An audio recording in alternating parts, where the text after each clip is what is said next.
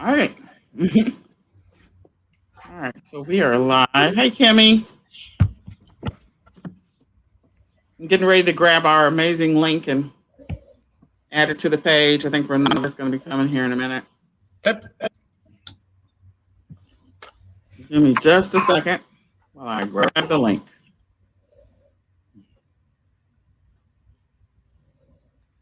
Mm-hmm. Hello, everybody out here in Facebook land. We're happy to see you all. Let me copy this link. Copy link. There it goes. There it went in.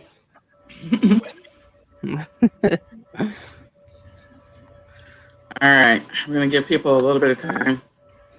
Hello, everybody out in Facebook land.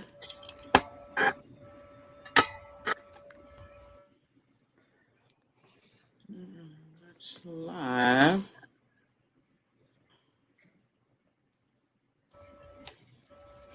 Casting on counselors. Summit fan page. Recording. Uploaded by 8:45. 8. Yeah, Central Standard Time.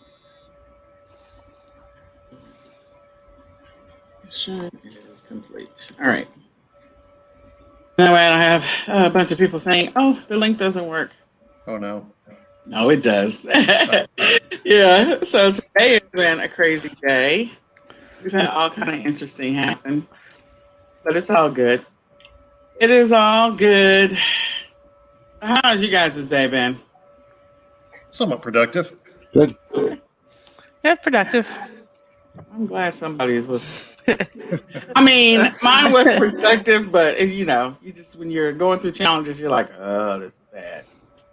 So anyway, so it was productive. I got a lot of stuff done, and there's still a lot of stuff still to do. Oh yeah. So have you all checked out any of the sessions? Not yet. Not yet. I know we're all running our own businesses, so it's like okay. All right. So if there's people out here in the universe that are watching us live while I try to connect this, if you have questions, we're going to type those in the chat and allow people to ask whatever questions they have because we want to be able to answer your questions and, you know, get your answers. So that link.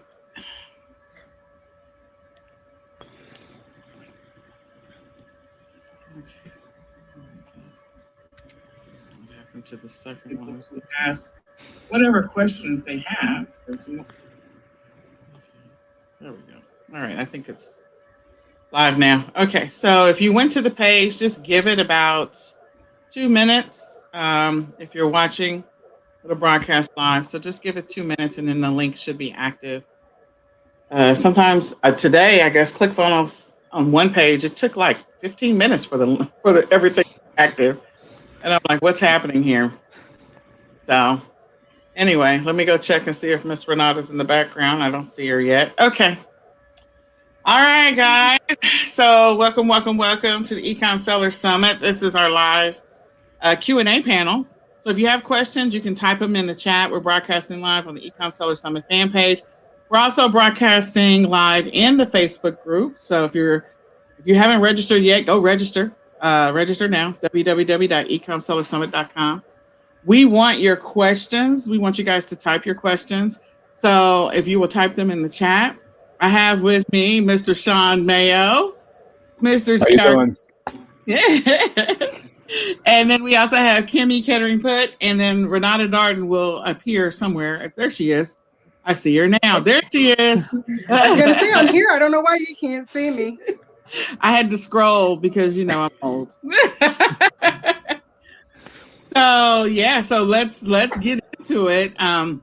We have our first question. So this panel, let me just say something real quick. So all of this panel, each one of them has a session on the summit. If you didn't check out JR's session, you have the opportunity to check his out. It's out there. It's awesome. It's filled with lots of golden nuggets, and JR's bonus is amazing. So if you You should upgrade to the All Access Pass. Grab it right now because his bonus is amazing. And then I think Sean is Wednesday. Kimmy, I can't remember when your session is. I think it's Thursday. Thursday. No, mine's Okay. tomorrow. Yours is tomorrow. See, this is horrible. All over the place. So Sean is tomorrow, and Kimmy thinks she's Thursday. She might be Thursday. She might be Wednesday at this point. But we're here to answer your questions. Tonight's specialty topic is on retail and online arbitrage. So type your questions in the chat. Type them on the fan page. Type them in the group. Whatever your questions happen to be, we want to be able to answer them. So we have the first question. This one's for JR. So he said he caught the beginning of your presentation. He still needs to finish it tonight. Any thought on repricers for OA and RA? And is it an absolute requirement? I mean, for me, yeah. Like I mentioned, I don't know if you caught this part of it or not, but I had a 2-month span almost about 2 years ago where my sales really dipped and I couldn't figure out why until I finally realized my stupid repricer wasn't working. I'd forgotten to update my AWS or whatever. So, I mean, you can do it without a repricer, but I really recommend having one. It's going to make the process quicker and help you to just stay competitive, get the buy box, and just not lose out on sales. So, in my opinion, I really recommend it. Okay. All right. Anyone else want to add thoughts about repricers while I go check the other link for the Facebook? I agree completely. Everyone, pretty much any size, should have a repricer. I mean, they started about, $20 the last time I checked. It's not a whole lot of money. And, if you're manually repricing, somebody with an automatic repricer, you're going to spend hours repricing, and those automatic repricers are just going to come behind you within minutes or at the most an hour later and, reprice against that. You don't have to race to the bottom and all that stuff that people say about repricers. There's a lot of settings, and you set it however you like. I think it's just a must if you're an Amazon seller at this point, because everyone else is using a repricer, so you kind of have to do it too. Yeah. And to JR's point, if you notice that you've got a dip in sales, that's a good place to start. Take a look and see if you have a repricer, if it's working correctly, and if you are trying to do it manually, taking a look at some of your top sellers or some of the things that you sell most often and finding out if you've been missing out on some of those sales. Absolutely. Okay. We have another question. And the question again is for JR. JR, you are always popular. With Sean. That's just hashtag facts. Do you cover any tools to help with automating reverse searches? If not, what is your take on any technology to help with reverse search process? I mean, I guess it depends on what you mean by technology. Like I use tactical arbitrage, for instance, which will go source through different websites for you. It'll miss a lot of stuff, but it'll get a lot of good stuff too. I'll use like something to show me the rank and variations and what have you, like RevSeller and Helium 10. And I do mention those in there because I like to be able to see the rank and what have you when I'm on the Amazon page without actually having to click on the item. So I can really quickly see ranks and stuff like that. And then since there are so many variations, like I said, RevSeller will show you which variations are getting the most reviews and sell the best. So something like that is really nice to have too, and it's not very expensive. So yeah, I mean, I use a few tools like that, but a lot of it's really manual on my part. Okay. Does anyone else want to add to that question about reverse sort? Yeah. Go ahead. Oh, sorry. I love tactical arbitrage, but it really depends on the category that you're sourcing in. I don't really sell a lot of stuff with variations, so it works great in my business. But if you're doing, the clothing, shoes, luggage type category, it's a whole different ballgame because those variations are very tricky for software to be able to pick up. I mean, I develop software as well. I know how hard it is to be able to deal with those kind of issues. So, if you're in, baby and toys and grocery, where there's not a lot of those type of categories, which is what we do, then tactical arbitrage works awesome. Reverse sourcing, we routinely upload, a list of all the ASINs that we actually sell to find new sources. And I don't know what they support, hundreds of different stores at this point for reverse sourcing. So a lot of times you can find those same products at a better price at different stores. Okay. All right. Anyone else want to add to that around reverse sourcing? Nope, completely agree with that. All right. So you all that are watching us live, first of all, this is your opportunity to ask questions. You can ask whatever question you want to. We are here to answer your questions. Tonight's focus is retail arbitrage and online arbitrage, but we have people from different backgrounds. And so you have a question you want to ask, you just type that in the chat and we will grab it and we will ask the panel whatever your question happens to be. So today's sessions, and I'm looking for questions. Today we had Jess Hill, and she focused on Etsy. She did great content on Etsy, and that's one of those platforms where there's a couple of unsung hero platforms, like you can really make a dent, and so Etsy is one of those. Lysandra covered business taxation or your business structure. JR is on the panel tonight, covered retail and online arbitrage and some of his strategies. So if you didn't check out his session, you still got time to check it out. You also still have time to register. So Charlotte Jackson talked about using micro influencers. Megala talked about sourcing from India, which is another opportunity that I think is getting sometimes overlooked. And then we have Michelle Smith talked about chatbots today.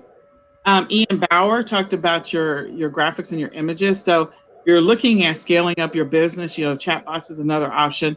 And then also taking really good images or getting a solution if you got a private label product. So check out that session. And then we have Peter Prue. We talked about e-commerce funnels. I loved his session. It was really, really good. His session was good. All right. So we have our next question. And the next question is, when doing RA, I know every business can have a different goal for their ROI perspective. Is it 20% or 30%? It's 20% or 30% too low? Or is that about right for a beginner? Or should I be shooting for a goal for my ROI that's a more profit per unit? Or both?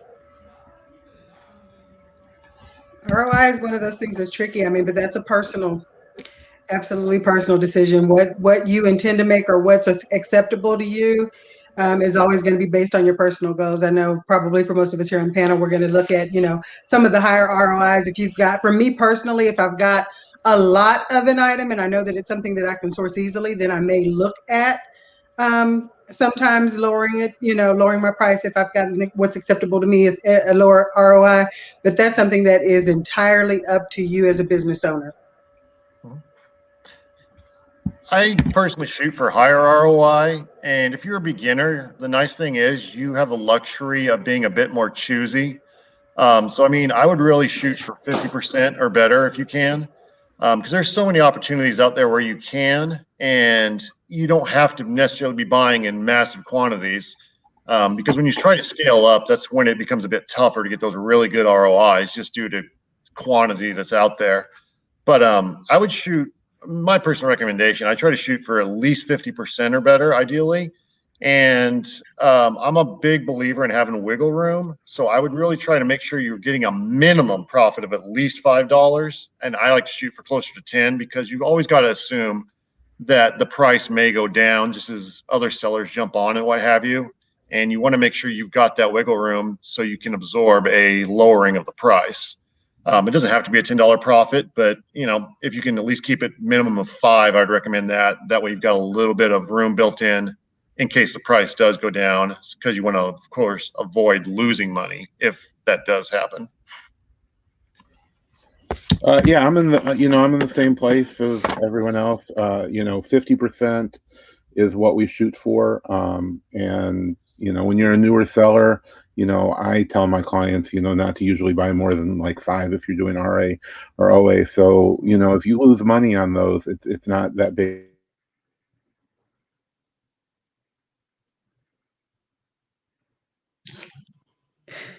Did Sean freeze up on us? I think we lost Yeah, Sean. Disconnected. yeah, we shall. Yeah, we're back. You're back, Sean. Okay. Go ahead. Say it again. Go ahead.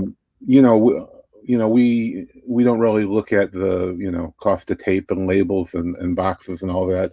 But when you're a new seller, all that's going to be important, especially if you're sending small boxes, and if you're not sending a lot, you may be going to multiple warehouses. There's a lot of that to worry about, especially with the small quantities.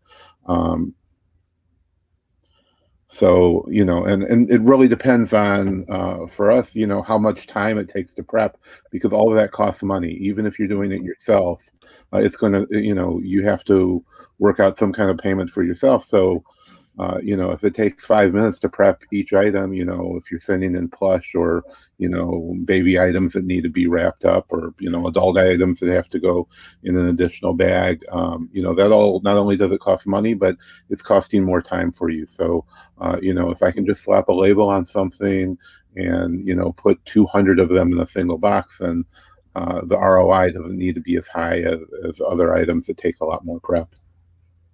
That is actually a great answer. I mean, all the answers were good, but I totally agree with that one, Sean. Yeah, because the more time you spend on something, it's like, okay, I need my profit to be higher on this one, for sure. Is there anything you want to contribute? Because Kimmy, okay, so Kimmy's been online arbitrage too. She's in the grocery game. So is there anything you want to add to that, Kimmy? I think sometimes you need to look at it like per hour or per hour of your time. And like if you're trying to get $20 per hour, you look for that in what profit you just created in that hour. And then of course that also includes your prep time, like you were just saying. So I think that's another way to look at it instead of just looking at the ROI. Like if it's a $5 item, well, I just got $5 items, so there I got 25, and it took me an hour to acquire them. So Okay, that's another good perspective. All right. So, okay, so I'm looking for more questions. And you all, we are on a live panel. We are 18 minutes in. So if you know someone who has questions, retail arbitrage, they've been trying to get answers to their retail arbitrage questions. They've been trying to get some help. They've been looking for some support. They've been struggling. Sorry. This is a great time to ask it.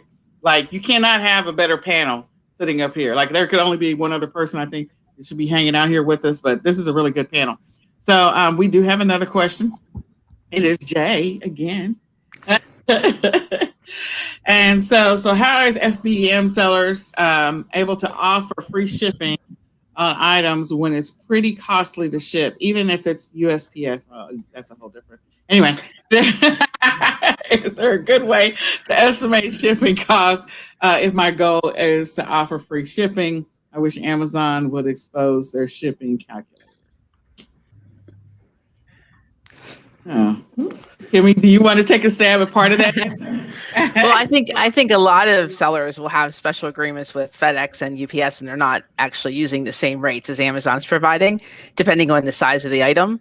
I know I get better rates usually through UPS, and I have a second account hooked up through my Amazon. So I think, if you're selling 30 plus items a day through Virtual Field, then you should be reaching out to them and try to get your own account for FedEx and for UPS.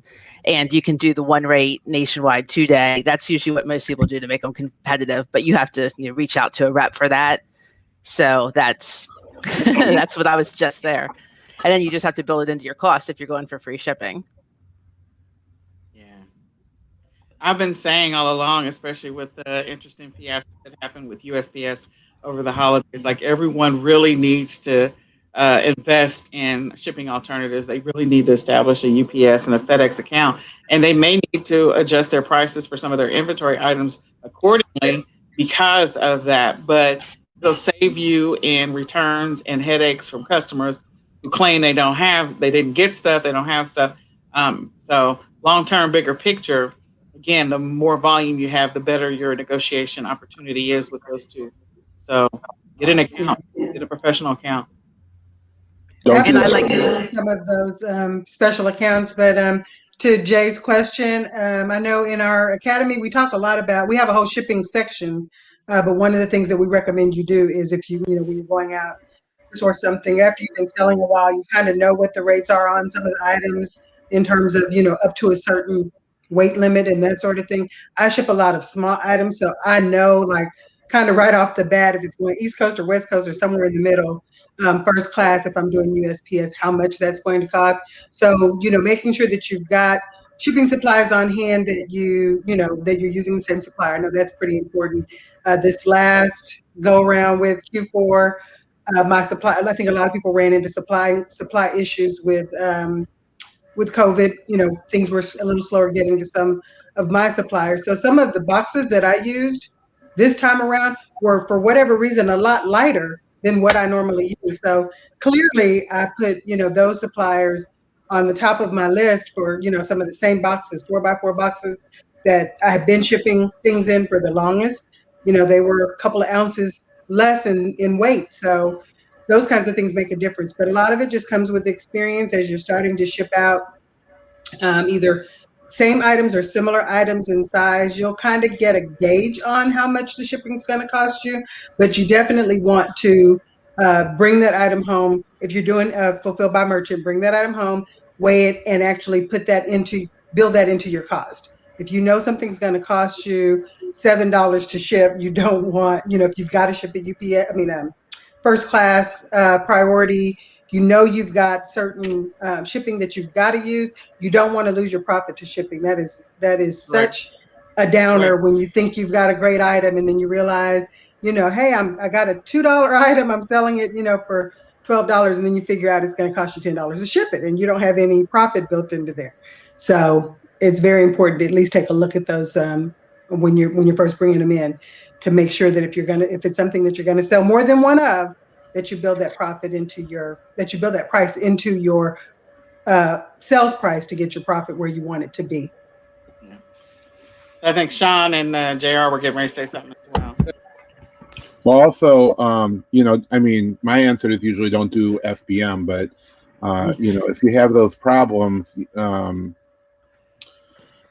you got to remember that not every Amazon seller is on the level. So FBM sellers want stuff to weigh more, and FBA sellers want stuff to weigh less. So when they create those listings, they may not be very accurate. Dimensions, and it's happened to me, hundreds of times with FBA, where you sell a poster and they say it's a 16 by 20 inches, and it's costing you $30 in fees on a $20 item, when FBM, that doesn't affect them. So it could be a mistake, but it happens so much that it really can't always be on accident. And it takes a lot of work to fix those things. So if you're doing FBM, just remember that an FBA seller is going to want it to weigh less. And it's really easy to put that 0.1 pound, that defaults in a lot of software, as the weight. So when you're doing FBM, you really have to be careful when you're shipping yourself. Okay, that's true. I've seen that too.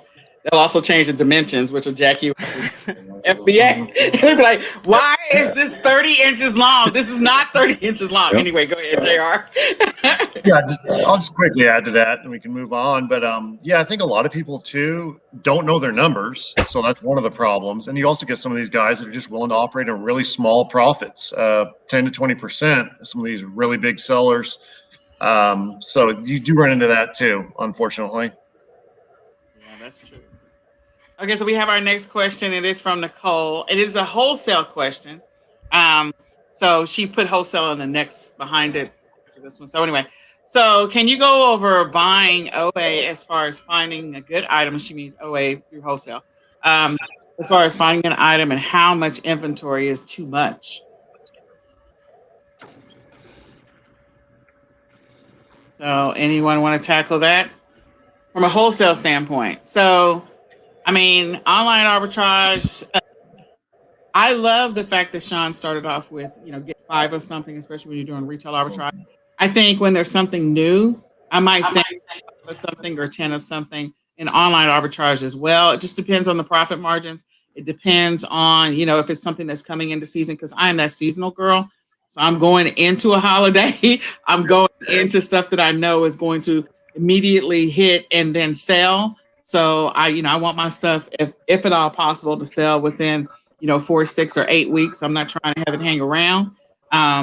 So, I'm going to get a few of something initially, but if it's something that's seasonal, I might grab some more because I know, because you've been selling for so long, it's going to move anyway. So if it's going to move, I might grab a bunch of something. I'm not afraid of grabbing like 200 or 300 or something if I know it's something that's going to sell anyway. So Yeah, and that's important to know too, just because, if you've got things that are going to be harder to get, especially like Nicole's talking about the seasonal items, you may have 1 or 2 shots to get out there and get it. So I know from my perspective, if it's something that I know I can sell, it doesn't have to sell right away because I'm not sending it all in right away.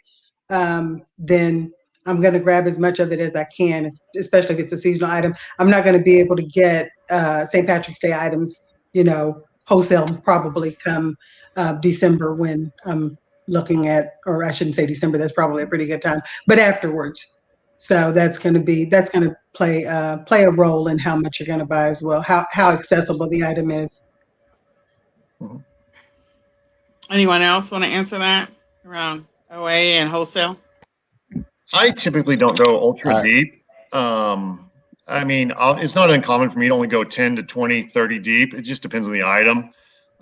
With wholesale, yeah, I've gone deeper before. I'll go a few hundred sometimes, but you just got to make sure you've got the wiggle room there, and understand there's a certain risk because you never know if someone's going to undercut your price. You never know if Amazon's going to go crazy and do what they did the other day and accuse it of being exploiting children and kill the listing. So I'm not the only one that got that, huh? Oh, no, you're not. A boatload of people, I think, got the exploiting your children. I'm like, what? Yeah. Oh my God. Okay, that's a whole other discussion. So it's kind of a risk tolerance thing because the deeper you go, the greater the risk, but also the greater the reward. So there is that. You got to just don't go crazy with spending all your bankroll on one item and going too deep. Make sure you can absorb any potential downfalls that may happen. All right.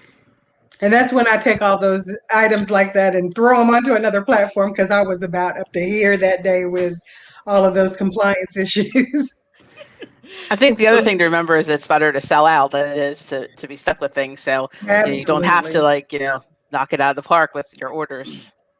Right. So I say either start with 20, 10, 20, and then it depends. If it's something is going to move anyway, because you've been selling it every year around the same time, then I might grab a few hundred, but then that's it. Most of the time it's 10, 20 and go on to the next thing. So Sean, you were going to say something? Yeah, whatever kind of sourcing you're doing, it really doesn't matter. You need to do your research, and you need to see what's selling. Keepa, it used to be free, but it's a cheap program, cheap software that you can really see what's been going on as far as sales history, and you shouldn't be buying a lot to begin with.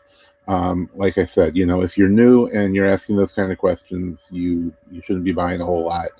Unless it's seasonal, and you can use Keepa and see what was going on the last season, or what's going on right now, if it's an evergreen product. But the answer to no matter what kind of sourcing or whatever kind of arbitrage you do in retail or online arbitrage or wholesale, you can see what's selling, and you buy. I usually buy 4 to 6 weeks worth, and then I can just replenish it every time you get a payout. Every 2 weeks, you can just buy however many you need to keep in stock. The most important thing on Amazon is not running out of stock, because when you run out of stock, they're going to start sourcing it themselves to make sure that the customer always has access to that. All right. Hopefully that's helpful to you. So we have our next question. It has to do with Inventory Lab. And you guys, I'm sorry, I have to squint. I'm blind as a bat. And my son literally tilted the light. So anyway, Inventory Lab. I'm going to read it from over here because I can't see it on the screen. My God, I guess that's old eyes. So is, is Inventory Lab an absolute must to keep track of items I'm selling? Or, I'm sorry, and how well are they? Well, okay, I think they're good. But anyway, I'll let everybody else answer. I have shiny tool syndrome. Yeah, there's a lot of people that have that at the moment, and they all add up. Yes, they do. So what are the must-have tools that you recommend for RA and OA? So let me just tell you this. If you're new to the business, I tell people when you first start off, I'm not trying to have you buy a bunch of tools. That is my first thing. You got to get into profit first. You got to make some money. So there's simple ways in which to make money with retail arbitrage and online arbitrage where you don't have to use tools.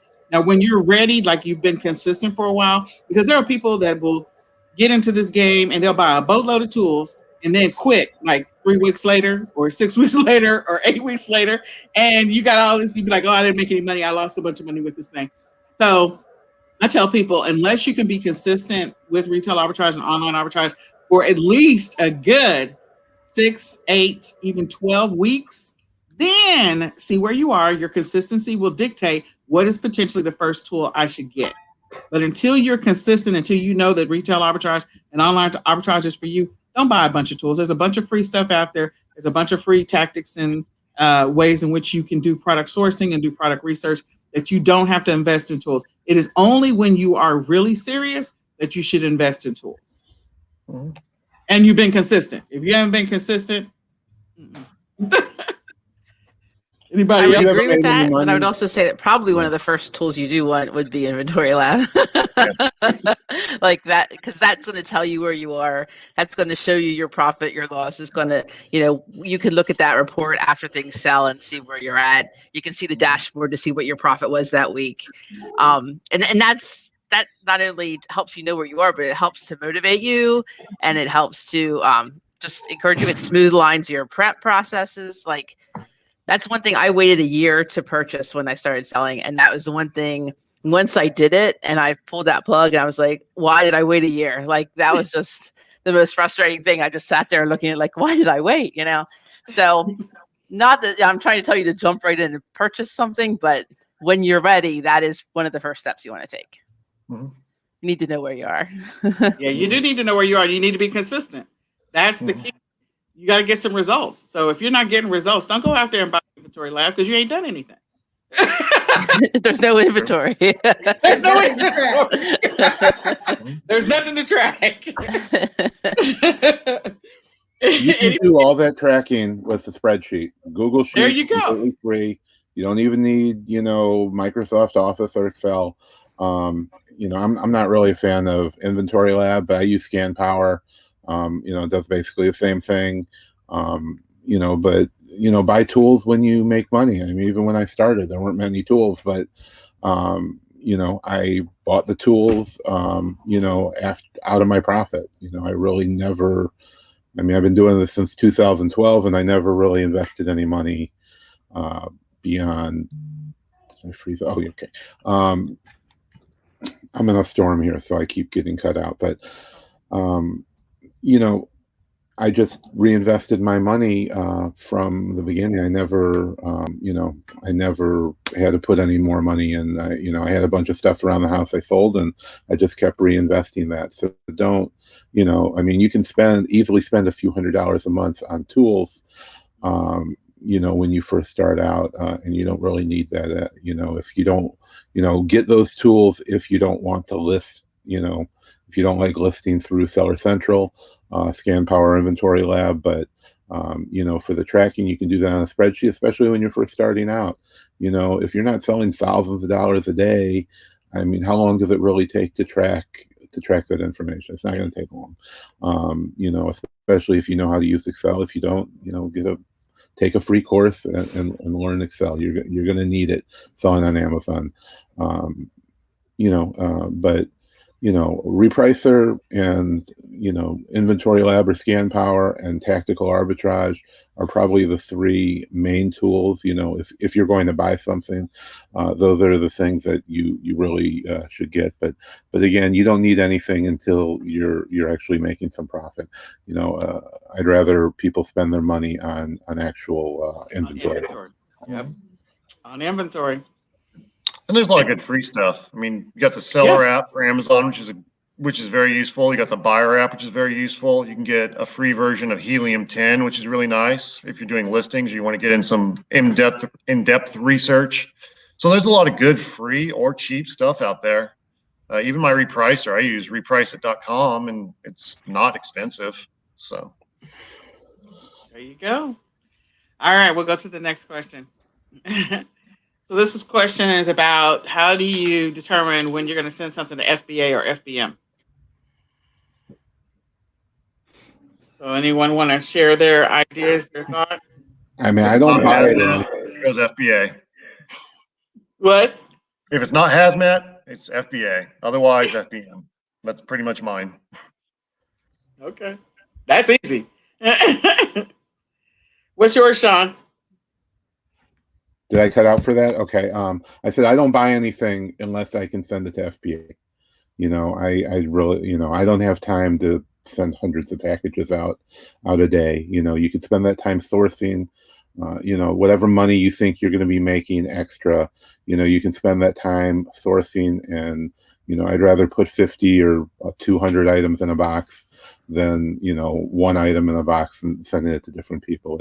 It just doesn't make sense. I can process thousands of items a day to FBA, if they're easy to process items. So, I just don't see the point of FBM, especially now that you can cross list on so many platforms. There's all kinds of tools that, you're not only selling on FBA, you can sell on, Etsy and eBay and lots of other platforms, and just let Amazon fulfill those for you.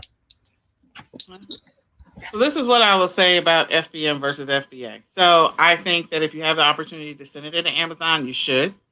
I think that if you're selling on other platforms, you're doing something different, even if you're in a situation, because I know sometimes when people want to send stuff into Amazon, like they're like, okay, well, I'm not even approved to be able to sell in this category. So you got to wait and get approved. So you can't send it to Amazon anyway. You got to sell it on another platform. So if you want to get a feel for just what the process is for shipping stuff to customers, to try to get a better understanding on shipping costs, so that if you ever have to do your own shipping, then, selling on different platforms, selling on Etsy, selling on eBay, selling on Walmart, selling on some of these other platforms. And even then, you could still work with a prep center or fulfillment center to have them fulfill those orders.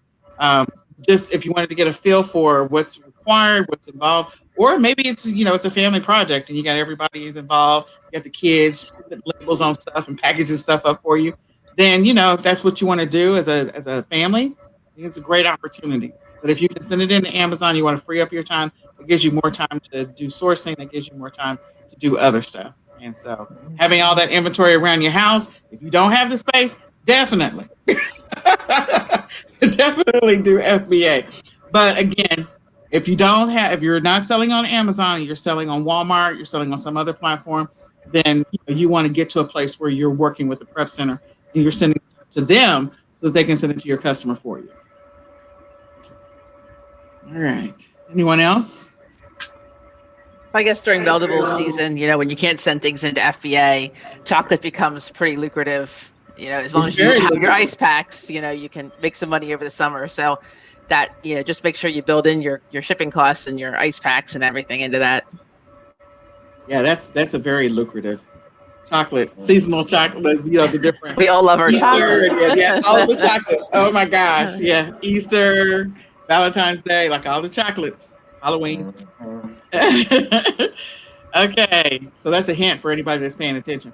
All right, so Annette is loving this conversation today. So thank you, Annette. We appreciate the feedback. All right, so we have thoughts about inventory placement. So somebody did a session, I can't remember who it was, that we talked about strategies on inventory placement. I don't know if that was you, JR, or who it was. I've listened to so many sessions in my head, like I've heard all of them. I think I've heard at least 90% of them. So somebody talked about a strategy for inventory placement. Maybe it was Kimmy. I don't know. So thoughts on inventory placement. Is it worth the extra fees per unit to help consolidate the shipments into FBA? I've learned that it seems to slow the process down. So here's the deal. Yeah, you are going to pay extra for inventory placement. That's the first thing. The second thing is I always did inventory placement. I'm like, I'm not sending this stuff to different places. I'm just not doing it. But somebody talked about changing a setting or the way you submit an order. You can change the fact that you don't need to do inventory placement and automatically does the whole splitting. I can't remember which setting it was. So I would Maybe Greg. huh? Maybe Greg. Probably Greg. Yeah. So Greg's session is coming up. He talked about ways to get around inventory placement. I think it was Greg. So you definitely want to check out that session because there's some gold nuggets in there. Because he thought of something that I hadn't thought of. I was like, oh, I'm gonna use that now. Um, and and so you have to factor that into your costs. And yes, it can slow things down because when it goes to that one singular location, then they want to disseminate it out to the other warehouses for Amazon. Yes, it's going to slow some stuff down. It'll frustrate you, and then you potentially have inventory gets lost, especially if it goes to a warehouse that they ain't got their crap together. It's just very frustrating. So just keep that in mind, but definitely check out Greg's session. I don't know if inventory placement is worth it. If you have like a lot of volume of something, that may be worth it. But again, remember if it's something that's popular, they're going to disseminate it across the U.S. to different warehouses, and so something to think about. I don't use it personally. I just split it up, but most of my stuff goes to Stockton anyway, which is where it would go if I did inventory placement. Mhm. So I don't mind having some smaller shipments to go to the East Coast when the majority of my stuff stays on the West Coast anyway. So to me, you're better off not doing inventory placement. Okay. Plus, if you already have 18 or more of something, it's going to go to where it would for inventory placement anyway. So there's no sense in paying an extra fee when it's not necessary if you're sending 18 or more of an item. Non-oversized. Okay. I'll throw something in the mix here, just as a tip. If you only have a few of something, just kind of do your own inventory placement. But oftentimes, I will go ahead and just do the additional units of something to fill my box up. So if I know I've only got 6 to 12 of something, when I get ready to create that shipment, I'll just put down that I only have 2 or 1, whichever one. And then when you get ready to create the shipment, Amazon gives you up to 6 additional units. And so I will just go up those 6 additional units and put those in. That way I know I'm not going to end up with 6 units in 6 different shipments. Okay. All right. Anybody else want to add to that? You have anything to say, Kimmy, about inventory placement? No, that's pretty much, I follow that one too. All right, sourcing items with rule of thumb of how good of a rank an item is for a quick sale. So I always try to source in the top 1% of the sales rank. You've been doing it for a while. That's where I try to stay. Sometimes I don't stay there, but I try to stay in the top 1%. That's my rule of thumb because I don't want to hold on to my inventory. I'm not interested in keeping it. Right. I want it to have a relationship with somebody else. So, so that's what I do. But the other thing is, I also the times in which the 1% of the sales rank doesn't apply. It's like when new inventory is coming in or we're going into a new season. So let's say I'm going into back to school. Well, I know that there might be some back to school items that don't exist on Amazon, may not have any history on Keepa. So, it won't be in the top 1% of the sales rank. It may not even exist. Somebody may have to create that listing, but I know for a fact that back to school sells like crazy. So the sales rank is just going to be either non-existent or really high. And eventually that sales rank is just going to start going down really, really fast as you get closer and closer to school starting across the US. So historically, I try to stay in the top 1%. I do use Keepa, and I also am that person that sources for things that I know are going to be popular. So I might start sourcing for it in April for back to school or May in back to school. And people are like, why are you buying school supplies in May? Because I already know what's going to happen in July. Yeah, I personally I can't stand the long-term storage fees, and so I see Jay specifically asking about that 30-day mark. And so I've heard different sellers with different ideas about Jungle Scout's estimator. Some people like it, some people don't. I've been using it for a very long time with a lot of success. I will go and take a look at what they say about how many will sell in that 30-day amount of time, and that's where I usually try to aim for, as far as how much I'm sending in, not necessarily how much I'm going to buy, but how much I'm actually going to send in, because I abhor long-term storage fees. All right. Anyone else? I don't necessarily look at percentages like that. One thing I like to tell people a lot is don't get hung up on rank because the rank can fluctuate so much. I mean, I sell a lot of groceries, and you can have a grocery item that's got an 800,000 rank, and then the next day it's in the top 100,000. So rank fluctuates a lot, and for that reason, it's sometimes hard to get a good idea of how much something sells. I try to look more at the long term, like what's the 90-day average rank, or I'll look at Keepa and not so much look at the rank, but ask myself, okay, how often does this sell? Is it selling once a day, once a week? What's the sales frequency? And that's more of what I'm looking at. And I like to churn and burn. I don't like holding things. So that's what I look at. Not so much the percentage, the top percentage or what have you. I mean, I have some guidelines I like to stay within, but I also know that sometimes it's just you need a better offer to get something to sell. Like add an FBA offer, add some keywords, advertise it. I mean, there are all kinds of things you can do to manipulate and make things sell. So don't get too caught up in the sales rank or what percentage it's necessarily in. So it's kind of a long answer in a nutshell. All right. Anybody else? We'll move on to the next one. Okay, so the next question is about grocery and polybagging. So, of course, my old eyes, I'm sure you guys can see it. So, when you're selling grocery items and polybagging it, does the expiration label and the FNSQ label go on the polybag or on the box item inside of the polybag? Either.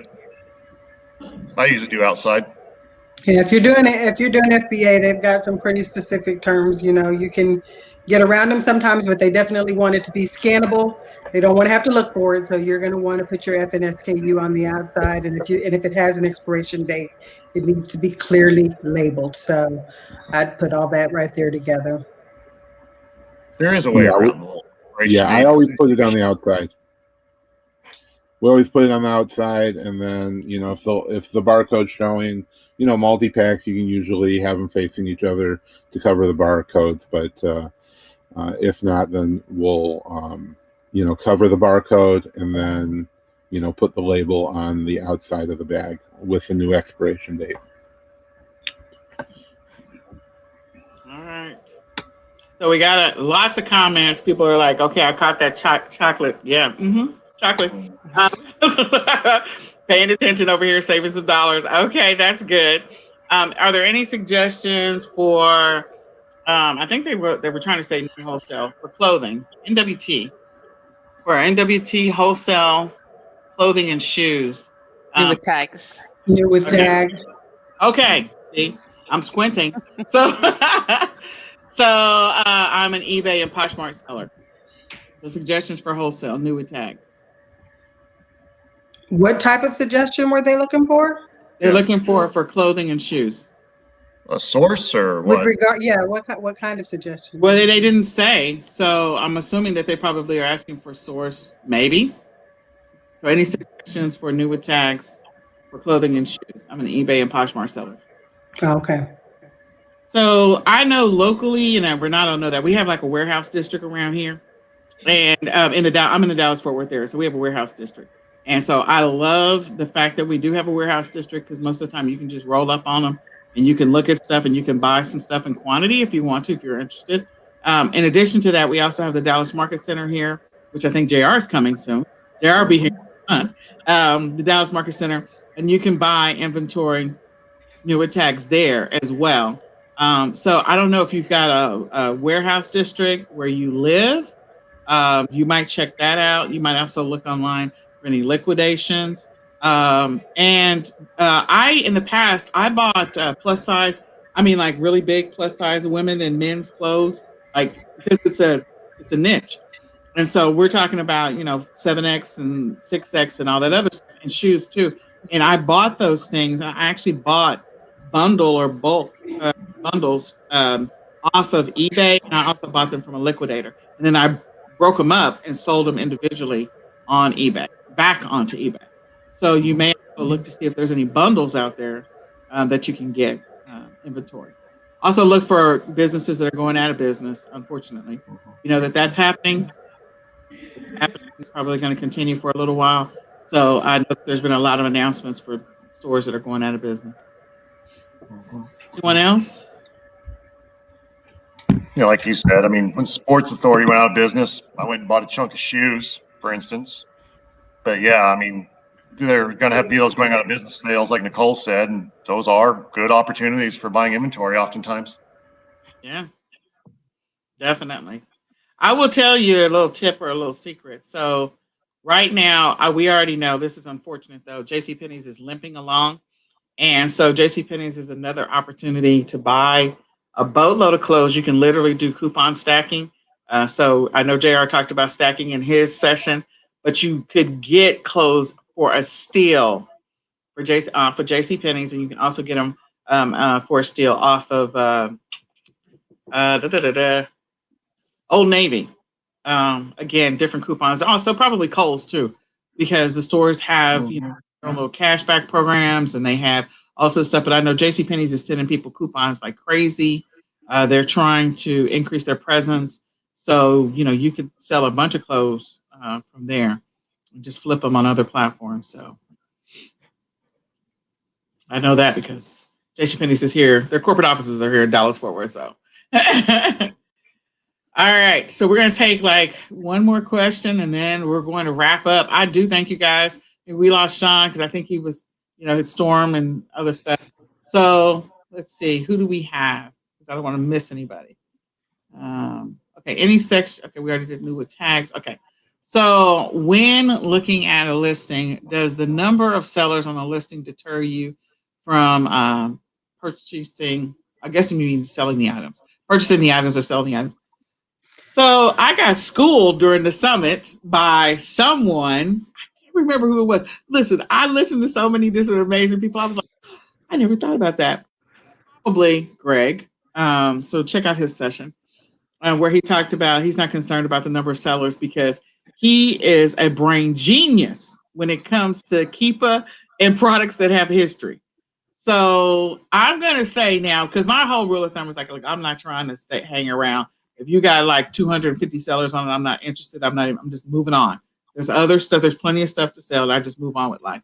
But he actually gave me a different perspective on that. So check out his session.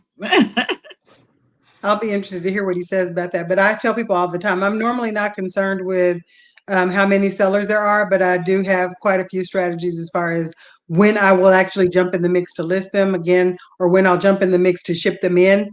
I don't like paying long-term storage fees. So if there's 200 sellers on something, typically it's going to take you quite a while to get around to getting the buy box unless you're implementing a bunch of strategies. But I do look at that as something that's super popular, and I will very quickly list it on multiple platforms. Merchant fulfilled. I was kind of hoping you'd choose this question. I mean, honestly, in my opinion, the number of people on listing is maybe the most overrated thing to look at. Like, I don't care. For years, I didn't. In fact, I rarely pay attention to how many people are on a listing. I frankly don't care. 100 people on listing, good. I don't care. I'll sell against you and I'll beat your price. I mean, look, one thing about it is I'm always looking at the buy box or the lowest price anyway. If I can make money on that, hey, I'm good to go. Keep in mind, a lot of those people are just fishing for offers or merchant fulfilled sellers that are asking some absurd price. So, I mean, really, I don't care how many people are in a listing. What I will look at that for is if I'm wondering if a brand is IP friendly. So, like, in other words, if I see only one or two sellers on a listing, that's a flag to me that maybe this could be an IP issue with a company. My other thing too is if I'm wanting a price to come back up, then maybe I'll look at the number of sellers and see not so much the number of sellers, but how many people are right around that lowest price. If it's only one or two, no biggie. But if there are like 20 other people that we got to get through before the price goes back up, then I may say, you know what, I'm going to hold off for right now. Yep. But just generally speaking, I don't really care how many people are on the listing. Buy right, beat them. Yeah, you can. It's no matter how much you want to compete and how much you don't want to compete. So, yeah, I actually look at that as well, JR. I look at part of that as well. Okay. Anyone else want to contribute to that one? All right, so we had a question from someone that was asking about LLC or not. So I'm going to leave that to the discussion that Lysandra is going to be hosting. I think she was today, but she's also going to be on one of the panels, and I think the panel is tomorrow or the next day. I got to go look, but you'll see it. It'll list their names. So there's going to be another panel where Lysandra is going to be on there, and you can ask that question about the LLC. So we're going to move on because I know she talked about business structure today in today's session as well. Go ahead, Renata. That's a pretty general question that's being asked, though. That's not necessarily about how to structure it. Just wondering if they should register as a business, and if you've already got an LLC. I mean, my suggestion would be to go ahead and register with Amazon as a business and go ahead and use it.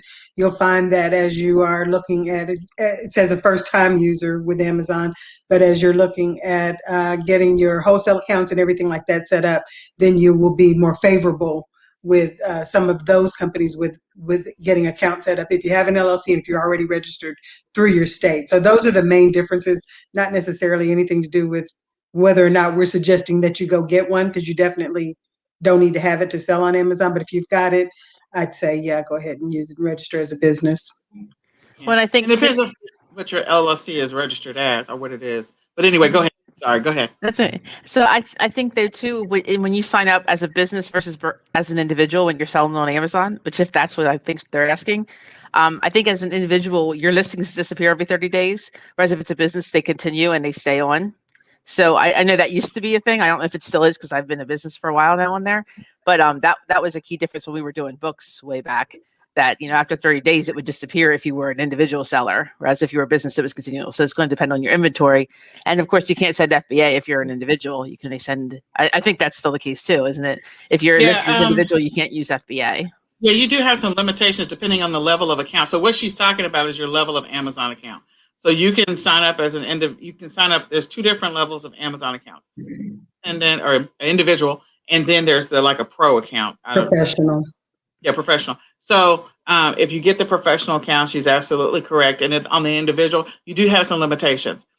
So we don't recommend. I'm going to tell you, I don't personally recommend people get an individual account, especially if they're trying to get started, making some money on Amazon, because again, you're limited in the number of categories you can sell, and you have some limitations if you get the individual account. Versus if you just go ahead and get the pro account, then you're opened up to whatever's available, and then there may be some other things that you need to establish as a business. So, anyone else want to add anything? All right. So if selling on Amazon, if Amazon's on the list, and do you stay away? No, but I'm gonna say no, but I mean I have like a different criteria in which I decide whether or not I'm gonna get on the listing or not. But the answer generally is no, but I do have an asterisk on my no. So anyone else? I would say there's definitely an asterisk.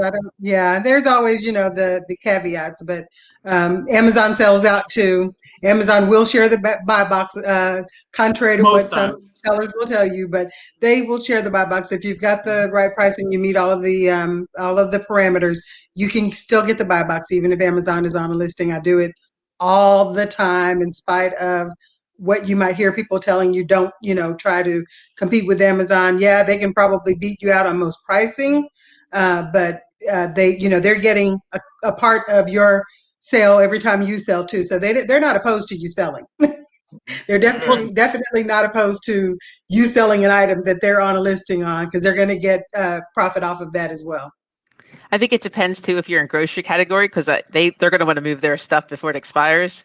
So I think you're in more trouble if you go that way. It varies, but if you want to be cautious about how fast your money is going to come back to you, you're probably safer to not do it on a grocery item. Put it that way. All right, JR, what do you want to add to that? I mean, I don't mind doing it on a grocery item, but that is a valid point. You do have to watch your expirations. But for me, I think it's fun to beat Amazon on the price. I enjoy it. But yeah, I mean, there are items you can buy right and beat Amazon's price. It depends on just what your buy cost is, how much margin you've got to work with, and how much stock Amazon has. Sometimes I'll just let Amazon build up the rank for me, and once they go out of stock, I can sell it at a higher price and move some of my stuff. And if Amazon comes back in stock, just kind of repeat the cycle. Yeah, there you go. Especially with find those plans where you can do that. Okay, so this is going to be our last question, but I did want to answer a quick one. So Nicole had a question about JCPenney online coupons. So every store, I just recommend if you're doing online arbitrage, you should be like signing up for their newsletter for every single store that you're going to source from or you're thinking about sourcing from, because they'll send you coupons. Like, you'll get the notification from the Dollar General. You'll get notifications from Big Lots. You'll get notifications from JCPenney's when they're saying that they're having a flash sale or a one-day sale. So just go sign up for all the store, get all the store deals. So yes, there are online coupons for JCPenney. They just email them to you. Okay, so if one wants to do FBA wholesale, how to find and approach a good wholesale place. So I'm assuming you mean a good wholesale supplier. Like okay, I'm gonna stop. Let somebody else answer. Well, Sean was just here, but if you get the all access pass, that's actually one of the bonuses. He gives you a whole strategy on who the wholesale suppliers are, as well as a script. So that's one thing to do. But just in general, there's lots and lots of people, that you can follow out there that will give you ideas and tips on who they use. And, a lot of it depends on which categories you're interested in. But that's definitely, if you haven't had a chance to listen to Sean's session, I'm sure he'll go into that quite a bit, because most of the tips that I've gotten over the years, I've learned from Sean Mayo. He's awesome when it comes to the wholesale accounts. Yeah. So it's gold. Grab the all access pass so you can get all those bonuses. I'm just saying. Okay. So anyone else want to add to the wholesale? You're not going to. Go ahead.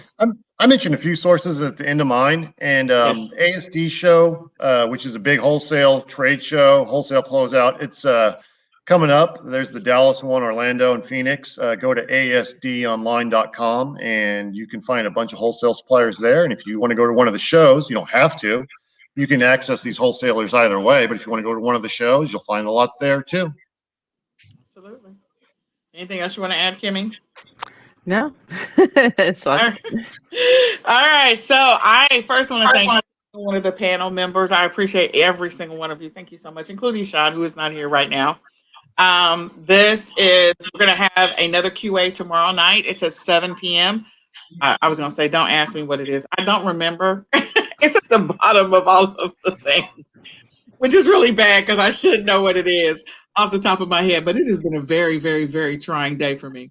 So if somebody has up tomorrow's photo, I'm looking, I'm like, I can't find it. I don't see it yet. Only because I'm looking for it that I can't find it.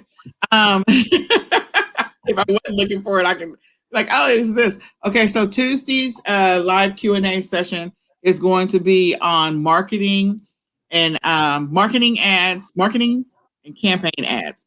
So if you are a person that's doing marketing, if you are doing ads, if you want to know more about ads, if you want to know about Amazon ads, you want to know about Facebook ads, Google ads, Instagram ads, like any ad stuff, campaigns, then you want to sign up for that. Or you want to just come to that session. It's tomorrow. And I think on that panel on ads, we have Asmar Gary, Michelle Smith, and two other people that are going to be on the ads one. So I think that's a great one.